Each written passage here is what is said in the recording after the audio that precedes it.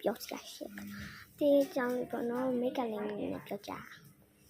အဲ့မှာ EV ကကျတော့အမသွားကြကွာအမအိတ်ရော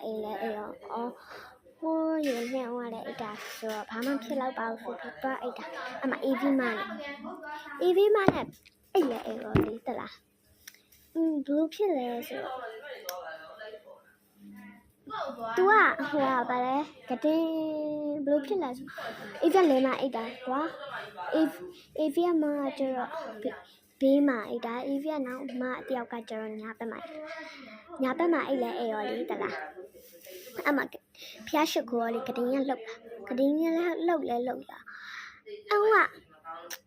ဘယ်လိုပြောမလဲတမုတ်တွေဆိုလဲဆိုတော့ကတင်စလှုပ်လာဟဲ့ဘာဖြစ်တာလဲပေါ့ဝေးကြည့်လိုက်တာဘာမှဖြစ်ဘူးဘယ်ဘက်မှပြောလိုက်ဘာမှဖြစ်ဘူးမချောင်းနဲ့လှုပ်လိုက်တာဆိုပြောလိုက်စိတ်ကလည်းပြန်ပြီးတော့လျှော့သွားပြီးတော့ကွာပြန်အိတ်ရောမနဲ့မူးလင်းရောက်တော့လေမူးလင်းတော့ကွာအမ AV ဘယ်ဘက်ကမှပြောတာညီမလေးတဲ့မလောက်တာမဟုတ်ဘူးတဲ့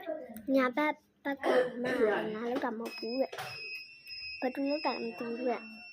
ပြောသလားဟဲ့ဘယ်သူလောက်တာလဲဆိုငါလည်းမသိဘူးအောက်မှာကလည်းဘူးမှမရှိဘူး AV မ2ယောက်နဲ့ AV 1ယောက်နဲ့ပဲရှိတာအဲ့တော့လေဟဲ့ဆိုပြီးသူကပဲလေအဖုန်းကြီးကိုပင့်ပြီးတော့လေသလားလိုမျိုးကွာမမဘဝကြီးရှိလို့ရှိထွက်သွားပေးပါဆိုပြီးပြောအဲ့ညစားပြီးလုံးဝမလုပ်တော့အဲ့တော့လေသလား AV ဘာပြောချင်လဲဆိုတော့လေအိမ်မှာလေအဲ့လိုမျိုးဖြစ်လို့ရှိရင်ဖုန်းကိုပင့်ပါမအန်ရဖြစ်တယ်မှာဆိုလို့နော်ဖတ်ထူမှာပြန်ပြောပြမယ်လောက်တော့လို့နော်မိတ်ကန်